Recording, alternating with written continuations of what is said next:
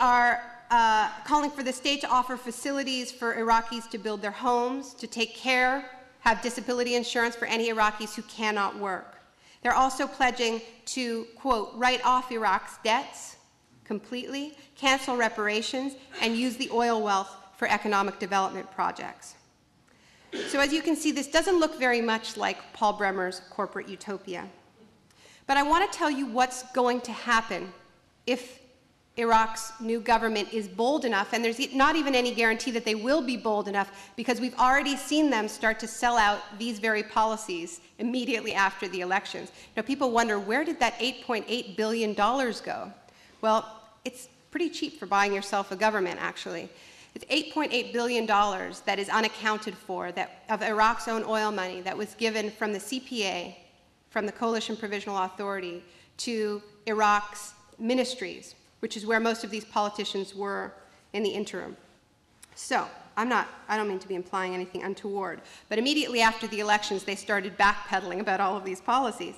But I want to tell you, say they got a second wind, and they decided that they were going to actually try to govern according to the policies that they ran on and were elected on. This is what's going to start to happen. Let's start with debt. They said that they were going to refuse to pay Saddam's debts. Iraq is a hugely indebted country. It is, in fact, the most heavily indebted country in the world per capita. They have $125 billion in debt, $200 billion if you count the reparations payments they continue to pay to Kuwait, Saudi Arabia, the United States, and Britain, which is a whole other story. But it's a little-known fact that not only is Iraq not being paid reparations, they continue to pay reparations to any country that claims they lost money as a result of Saddam's invasion of Kuwait. Toys R Us has gotten quite a bit of money.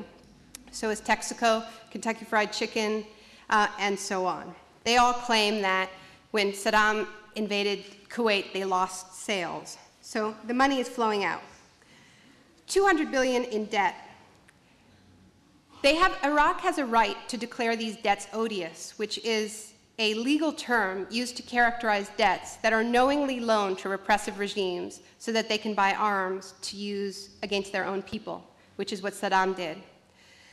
The countries who made these loans knew what Saddam was about. In fact, they loaned this money specifically so that he could be well armed to wage war on Iran.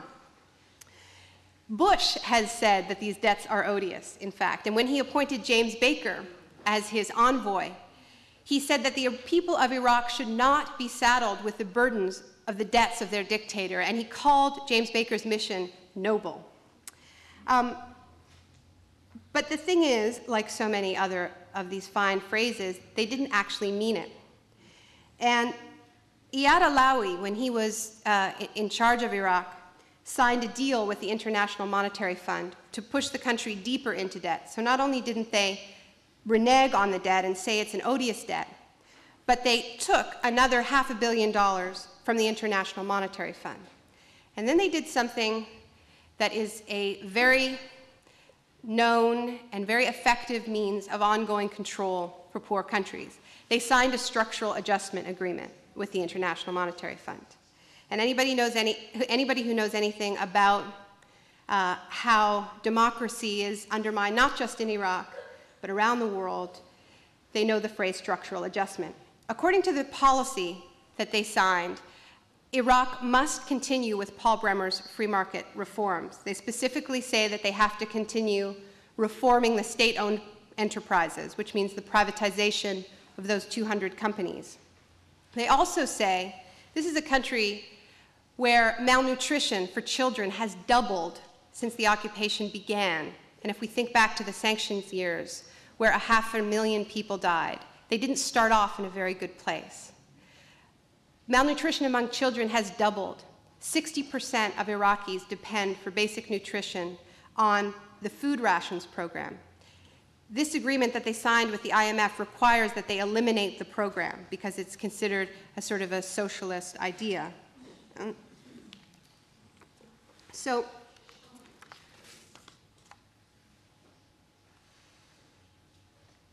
two months before Iraqis went to the polls, now this agreement with the IMF was signed 4 months before the elections. Not because they were actually going to do this now. Iraq is far too dangerous to sell off these state companies. Businesses can't get into Iraq right now. There isn't a single insurance company that will sell political risk insurance to go to Iraq. It's a no-go zone. But yet they locked in these policies that will allow the privatization 4 months ahead of democracy. So rather than this steady progress towards democracy, it's in fact been a race against time to lock in all of these policies before Iraqis get to the polls. That's been the game. So 2 months before the elections, there was another massive deal signed that is going to drastically limit the ability of Iraqis to govern themselves. That was a deal, a debt negotiation deal with the Paris Club. The Paris Club is the 19 richest countries, and they hold of Iraq's debt. This was reported on in the news as a wonderful victory for the Iraqi people. They said that they had just forgiven 80% of Iraq's debt, and wasn't that fantastic? You probably heard about it. First of all, it wasn't fantastic because what Iraqis are saying is they don't want to pay any of that debt, and they have the right to do it. So you had an appointed government overriding the desire of the Iraqi people to say, no, we will pay 20%. But worse than that, the debt relief is staggered until the year 2008, and it says that they will only give this debt relief if they abide by the IMF's structural adjustment program. So you can see that they're locked in lots of ways. Now, say this new elected government decides that they want to change any of Paul Bremer's laws. Well, he wrote it into that interim constitution that they need an impossible level of support within the government in order to do that. They need 3/4 of the council.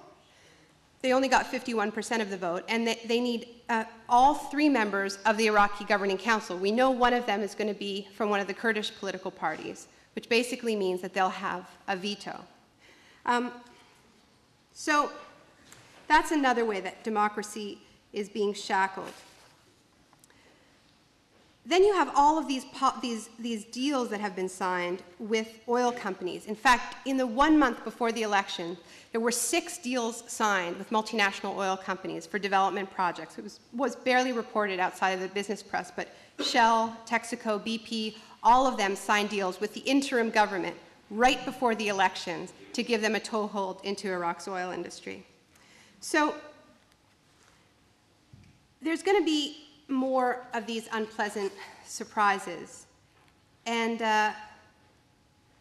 on one of my last days in Iraq, I visited a farm where people were trying to, people were trying to revitalize the farmland. Iraq's farmland, it used to be one of the largest agricultural producers in the region, but the land is littered with landmines.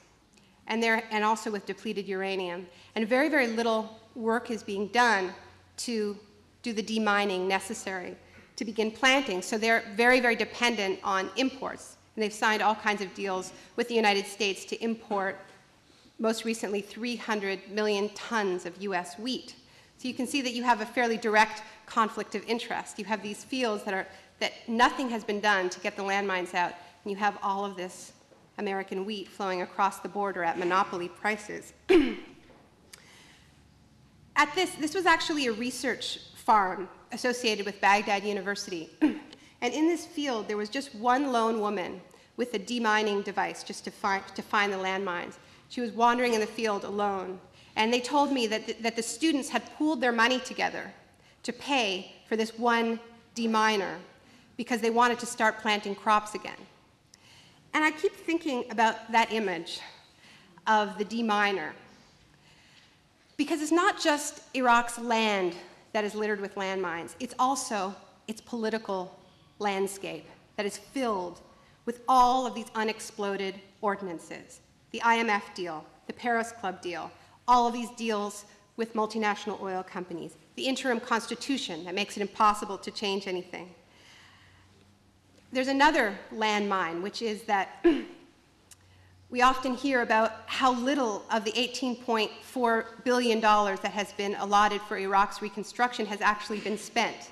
They made this allotment more than a year ago, but very little has been spent. 1.5 billion of the 18.4, and it's not like there's nothing to spend it on.